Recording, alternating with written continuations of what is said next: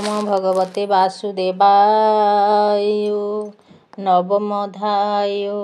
श्रीशुकवाच एबे हो शृणु नृपमणि कपिला मुखु वाक्य शुणि ए अंशुमान घोर बने बसिला निश्चल आसने मन पवन संयमने संकल्प गंगागमने अनेक काल तप कला सेवने प्राण विसर्जिला तदन्ते ता पुत्र दिलीप गंगार अर्थे कला तप तथापि गंगा न पाइला कालर बसे नाश गला तार कुमर भगीरथ गंगा आगमे तपचित से तप कला घोर बने बसिला दृढ़ जे आसने ताहार तप बल भावी संतोषे मिलिले जाह्नवी बोलंती प्रसन्न बदने बर तू माग तोष मने तक्षणे शिरे देई कर बोले मो पितृଙ୍କୁ धर कपिल कोपे दग्ध होई ता ବିନୁ ତାଙ୍କ ଗତି ନାହିଁ ଶୁଣି ବୋଲନ୍ତି ଭାଗବତୀ ଶୁଣି ବୋଲନ୍ତି ଭଗବତୀ କେ କହି ପାରେ ମୋର ଗତି ଆକାଶୁ ଭୂମିରେ ପଡ଼ନ୍ତେ ଭୂମି ନାଶିବ ମୋର ଘାତେ ପାତାଳେ ପଡ଼ନ୍ତେଣ ମୁହିଁ ମୋର ଉଦ୍ଧାରେ ଶକ୍ତି ନାହିଁ କିବା ମୁଁ ଭୂମିକୁ ନ ଗଲେ କେମନ୍ତେ ତରିବେ ସେ ଭଲେ ବିଷ୍ଣୁଙ୍କ ଆଜ୍ଞାର ପ୍ରମାଣ ନ ଗଲେ ନାହିଁ ପରିତ୍ରାଣ ସାଧୁ ବିଶ୍ୱାସ ଶାନ୍ତ ଦାନ୍ତ ରାଜୋବାଚ ସାଧୁ ବିଶ୍ୱାସ ଶାନ୍ତ ଦାନ୍ତ ବହ୍ନିଷ୍ଠ ଲୋକ ପାବନନ୍ତ ଏହାଙ୍କ ଅଙ୍ଗ ସଙ୍ଗ ଭଲେ ପାପ ହରନ୍ତି ଅବହେଳେ ସେ ତୁମ୍ଭ ପାପ ବିନାଶନେ କ୍ଷମ କି ନୋହିବେ ସେମାନେ ଶୁଣି ଆନନ୍ଦ ସୁରଧୁନି ଗମନେ ତାର ଭାବ ଘେନି ତୋହର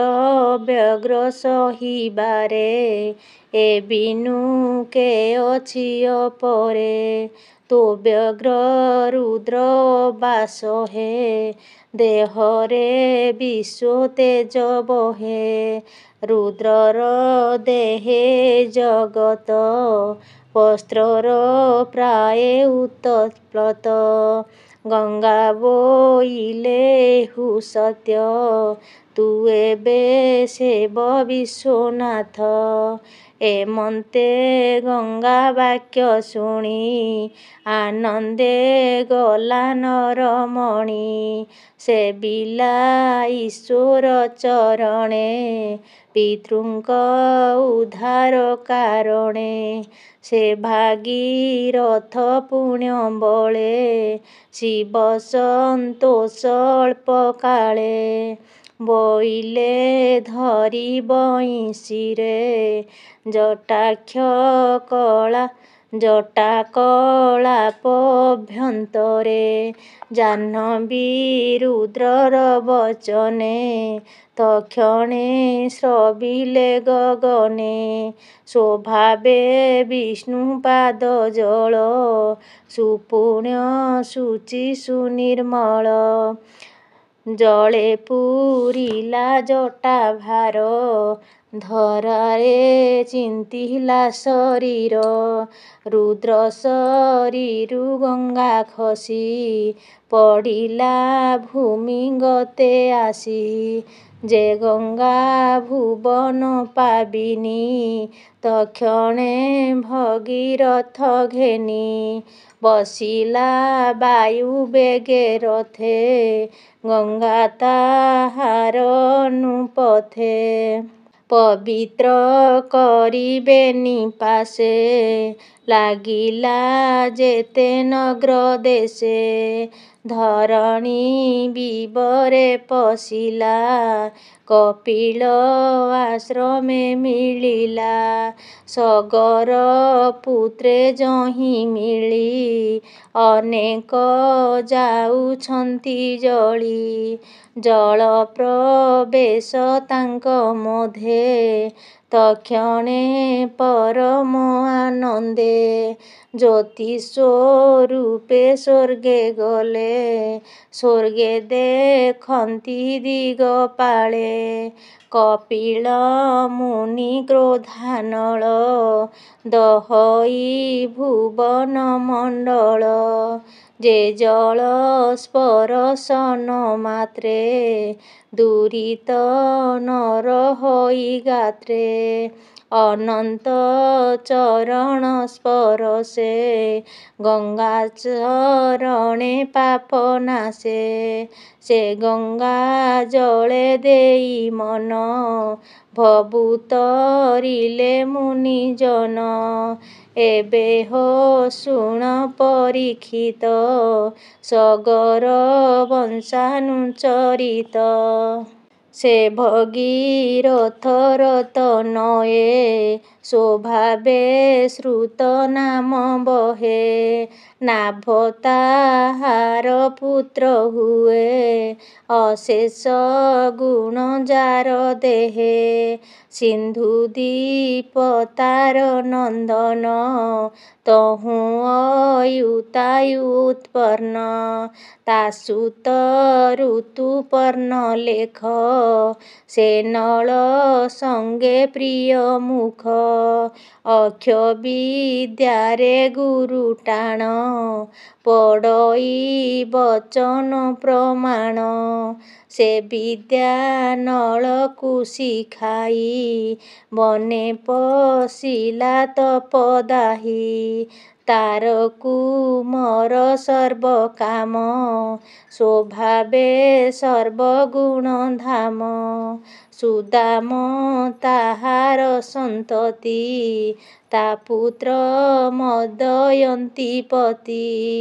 ମିତ୍ର ସହ ନାମରେ ଖ୍ୟାତ ଜଗତେ ବୋଲନ୍ତି ସମସ୍ତ ତାହାର ସଉଦାସ ନାମ କଳ୍ମଷ ପାଦ ବିଦ୍ୟମାନ ସେ ପୁଣି ଗୁରୁ ଶାପ ପାଇ ବନେ ରାକ୍ଷସ ଦେହ ବହି ସେ କର୍ମେ ଅପୁତ୍ରୀ ହୋଇଲା କୋପେ ବଶିଷ୍ଠ ଶାପ ଦେଲା ତା କଥା ଶୁକ ମୁଖୁ ଶୁଣି ବୋଲେ ପରୀକ୍ଷ ନୃପମଣି ମହାତ୍ମା ସୌଦାସ କେମନ୍ତେ ରାକ୍ଷସ ହୋଇଲା ବନସ୍ତେ କିବା ଅନୀତି ଅବରି ଆଚରିଲା ଅପୁତ୍ରୀ କି ଅର୍ଥେ ହୋଇଲା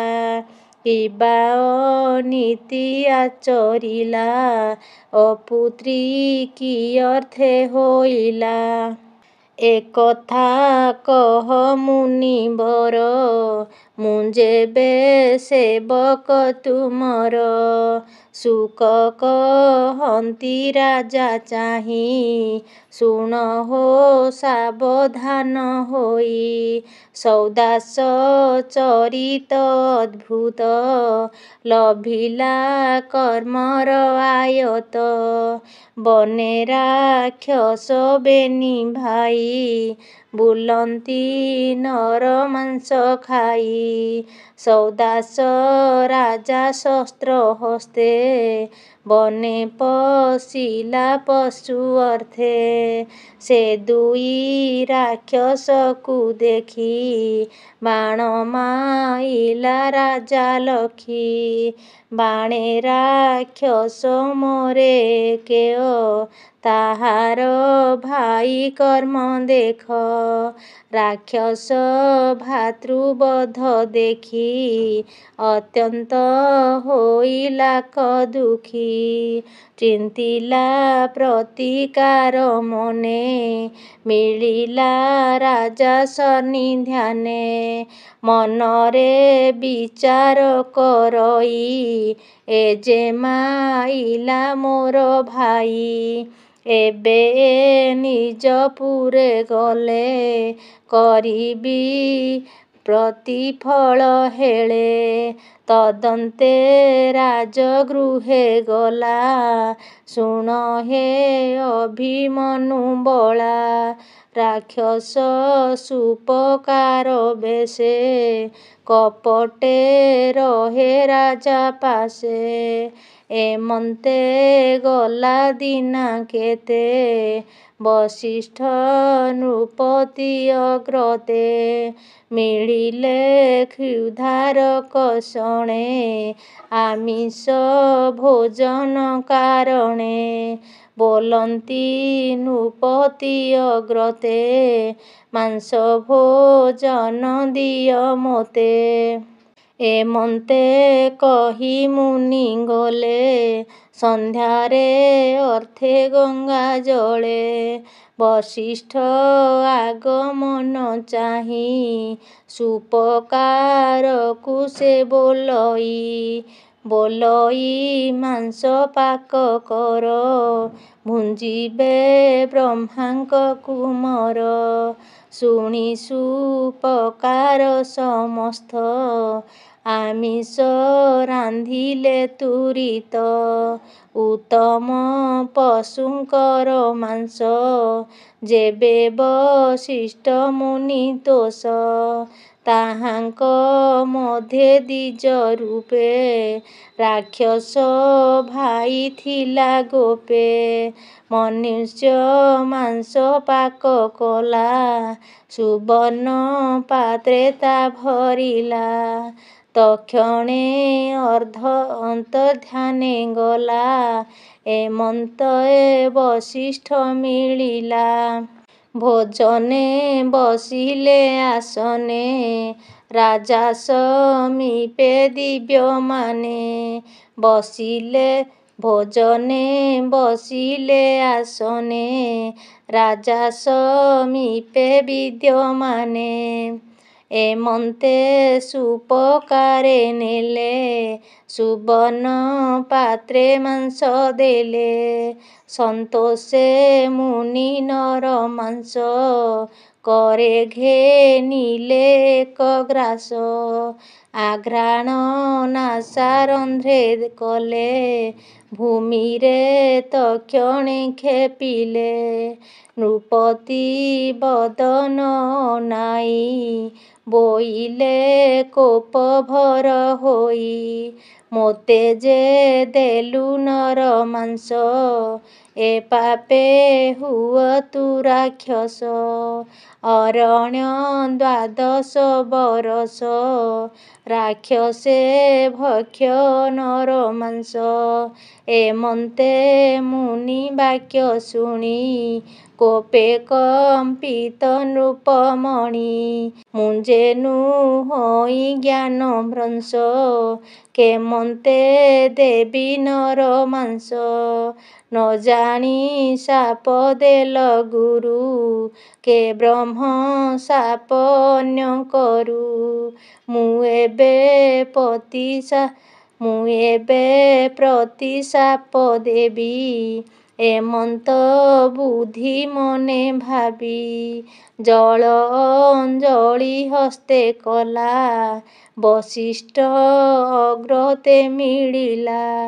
ରାଜାର କୋପ ଦେଖି ମନେ ପତ୍ନୀ ମିଳିଲା ସନ୍ନିଧାନେ। ତାହାର ମଦୟନ୍ତୀ ନାମ ରୂପେ ସକଳ ଗୁଣ ଧାମ। ବୋଲଇ ସ୍ୱାମୀ ମୁଖ ଚାହିଁ ଏକଥା ତୋତେ ନ ଘଟଇ। ଗୁରୁଙ୍କୁ ଶାପ ଶିଷ୍ୟ ଦେଲେ ଅଧର୍ମ ହୋଇ ବଟି ଭଲେ। ଏକଥା କେବେହେଁ ନ କର ତାର ବଚନେ ନୃପବର। ମନ୍ତ୍ରିତ ଜଳ କୋପ ଭରେ ସିଞ୍ଚିଲା ଆପଣା ପାଦରେ। ତକ୍ଷଣେ କଳ୍ମଷ ହୋଇଲା କଳ୍ମଷ ପାଦ ବୋଲାଇଲା। କୋପେ ସେ ଚାହେଁ ଦଶ ଦିଶେ ସକଳ ମାଂସ ପ୍ରାୟେ ଦିଶେ। ତକ୍ଷଣେ ରାକ୍ଷସ ଶରୀରେ ରାଜା ପଶିଲା ବନ ଘୋରେ। ବନେ ରାକ୍ଷସ ଦେହ ପାଇ ଭ୍ରମଇ ନର ମାଂସ ଖାଇ। ଏମନ୍ତେ ଗଲା କେତେ ଦିନ ଶୁଣ ହେ ପରୀକ୍ଷ ରାଜନ। ବିପ୍ର ଦମ୍ପତି ଏକ ଦିନେ ଆସନ୍ତେ ଗହନ ପିପିନେ। ପତ୍ନୀ ଯେ ପିତା ଗୃହେ ଥିଲା ଏମନ୍ତ ଋତୁ ଉପୁଜିଲା। ସେ ବିପ୍ର ପୁଷ୍ପୋତ୍ସବ ଆସେ ପତ୍ନୀ ଆନନ୍ଦେ ଗୃହ ବାସେ। ସେ ବନେ ବିଧି ଯୋଗ ବଳେ ରାକ୍ଷସ ନିକଟେ ମିଳିଲେ। ସ୍ୱଭାବେ ନିର୍ଜନ ବନସ୍ଥ ବୁଲନ୍ତି ହରାଇଣ ପଥ। ସେ ରାଜା ଭୟଙ୍କର ରୂପେ ମିଳିଲା ତାହାଙ୍କ ସମୀପେ। ଗର୍ଜନ କରି ଭୟଙ୍କରେ ବିପ୍ରଙ୍କୁ ଧରିବେନି କରେ। ଭକ୍ଷଣେ ତୁଣ୍ଡ ବିସ୍ତାରଇ ବ୍ରାହ୍ମଣୀ ବୋଲେ ତାଙ୍କୁ ଚାହିଁ। ଭୋ ନୃପ ଅଧର୍ମ ନ କର ଇକ୍ଷ୍ୱାକୁ ବଂଶେ ଧର୍ମେଶ୍ୱର। ତୁ ନୋହୁ ରାକ୍ଷସ ଶରୀର ପ୍ରତ୍ୟକ୍ଷେ ମନ୍ଦୟନ୍ତୀ ବର। ମୋର ସ୍ୱାମୀକି ଛାଡ଼ ତୁହି ପୁଷ୍ପ ଉତ୍ସବ ମୋର ହୋଇ। ସ୍ୱାମୀର ସଙ୍ଗେ ସଙ୍ଗ କରି ପୁତ୍ର ସନ୍ତତି ଗର୍ଭେ ଧରି। ସଂସାର ହୋଇବ ମୋହର ଦୁର୍ଲଭ ନର କଳେବର। ଦେବେ ବାଞ୍ଛନ୍ତି ଯାହା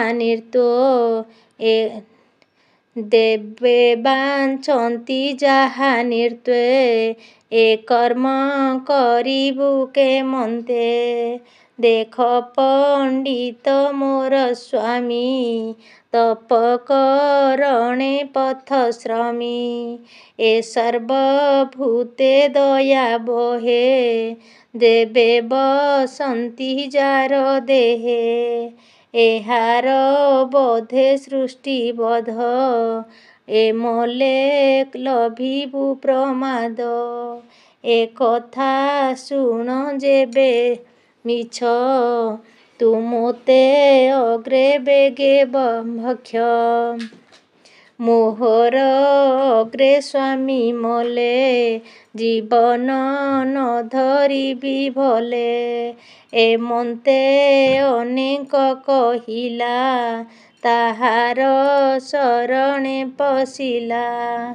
କାନ୍ଦଇ କାନ୍ଦଇ ପତି ମୁଖ ଚାହିଁ ତକ୍ଷଣେ ବ୍ୟାଘ୍ର ପ୍ରାୟ ହୋଇ ବଶିଷ୍ଠ ସାପେ ଜ୍ଞାନ ଗଲା ତକ୍ଷଣେ ବିପ୍ରଙ୍କୁ ଭଖିଲା ସ୍ୱାମୀ ମରଣ ଦେଖି କୋପେ ରାକ୍ଷାସେ ଚାହିଁ ମନସ୍ତାପେ ବୋଲଇ ଶୁଣରେ ପାମର ସମ୍ପଦ ନାସିଲୁ ମୋହର ତୋହର ପତ୍ନୀ ସଙ୍ଗ କାଳେ ପ୍ରାଣନ୍ତୁ ଛାଡ଼ ଅନ୍ତରାଳେ ଏମନ୍ତ ସାପ ତାକୁ ଦେଇ ପଶିଲା ଅଗ୍ନିକୁଣ୍ଡେ ଯାଇ ତକ୍ଷଣେ ଜୀବନ ଛାଡ଼ିଲା ସ୍ୱଧର୍ମେ ପତି ସଙ୍ଗେ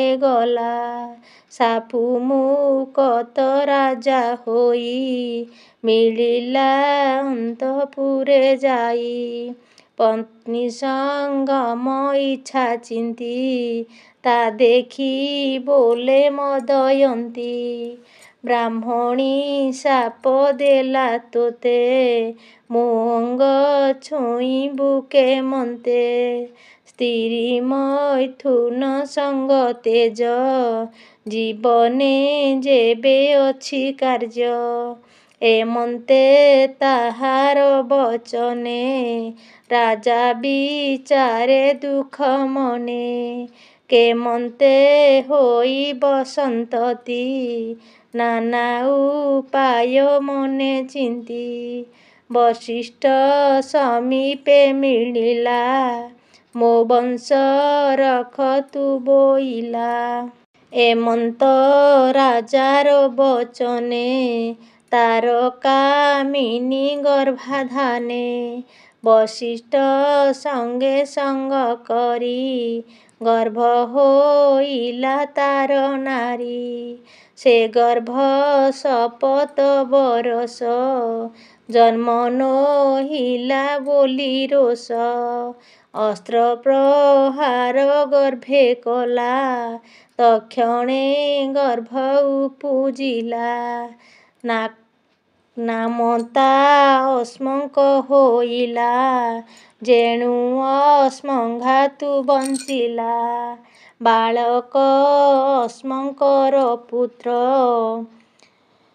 ନାରୀଙ୍କ ଦ୍ୱାରା ସେ ରକ୍ଷିତ ତେଣୁ ନାରୀକ ବଚ ନାମ ପୁଣି ସେ ମୂଳକ ଆଖ୍ୟାନ ଏ ରୂପେ ତିନି ନାମ ଖ୍ୟାତ ଏ ଯେ ବାଳକ ନରନାଥ ଦଶରଥ ତାର ସନ୍ତାନ ତହୁଁ ଐଡ଼ ବିଡ଼ ଉତ୍ପନ୍ନ ତାତହୁଁ ବିଶ୍ୱସହ ହୋଇ ସୁଖେ ସେ ପୃଥିବୀ ପାଳଇ ସଟ୍ୱାଙ୍ଗ ତାହାର କୁମର ଯୁଧେ ରଖିଲା ପୁରନ୍ଦର ସେ ମହି ତଳେ ଚକ୍ରବର୍ତ୍ତୀ ଶୁଣ ତାହାର ଯେ ବାଗତି ଅସୁର ଯୁଧେ ଦେବଗଣେ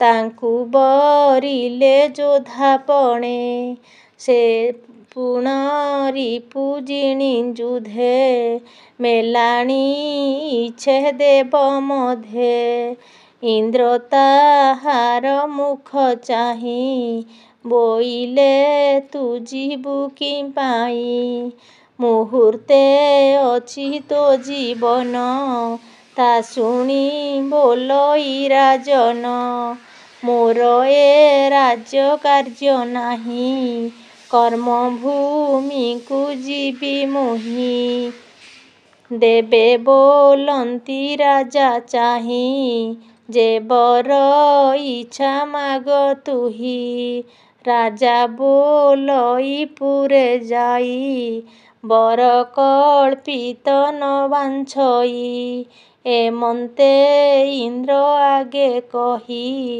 ମିଳିଲେ ନିଜ ପୁରେ ଯାଇ ତକ୍ଷଣେ ରାଇଜନ ପ୍ରଜା ଭୁଜଉ ଭାରି ବୋଲେ ରାଜା।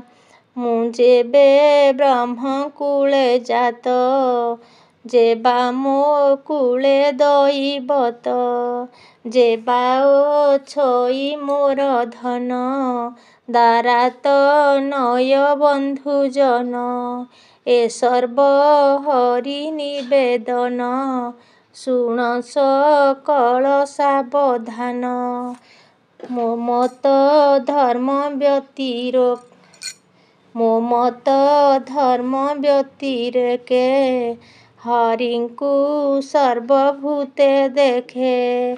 ଯେ ତିନି ଭୁବନେ ଈଶ୍ୱର, ଇନ୍ଦ୍ର ଯେ ମୋତେ ଦେଲେ ବର। ଏ ବର ଯେବେ ସେ ପ୍ରମାଣେ, ମୋ ଚିତ୍ତ ରହୁ ନାରାୟଣେ। ବିଷ୍ଣୁର ମାୟାରେ ଜଗତ, ଦିଶଇ ଇନ୍ଦ୍ରଜାଲ ମତ। ଏ ମନ୍ତ କହିନୁ ପରାଣ, ତକ୍ଷଣେ ଛାଡ଼ିଲା ଜୀବନ। ଏ ମାୟା ଛାଡ଼ି ହରି ପାଦେ, ମୋ ଚିତ୍ତ ରହୁ ଅପ୍ରମାଦେ। ନିସ୍ତରି ଗଲା ମାୟା ମୋହେ, ପଶିଲା ଗୋବିନ୍ଦର ଦେହେ। ବୋଲଇ ବିପ୍ର ଜଗନ୍ନାଥ, ନବମ ସ୍କନ୍ଧେ ଭାଗବତ। ନିର୍ମଳ ବିଷ୍ଣୁର ଚରିତ, ବିଷୟା ବିଷକୁ ଅମୃତ। ଶୁଣି ପୁରାଣ ଭାଗବତ, ଭାବେ ହୋଇଣ କୃତକୃତ୍ୟ। ଇତି ଶ୍ରୀମଦ୍ଭାଗବତେ ମହାପୁରାଣେ ପାରମହଂସ୍ୟା ସଂହିତାୟା 82 ନବମ ସ୍କନ୍ଧେ ବଂଶାନୁଚରିତେ ନಹುଷ ଉପାଖ୍ୟାନେ ନାମ ନବମୋऽଧ୍ୟାୟ। ଓಂ ନମୋ ଭଗବତେ ବାସୁଦେବାୟ।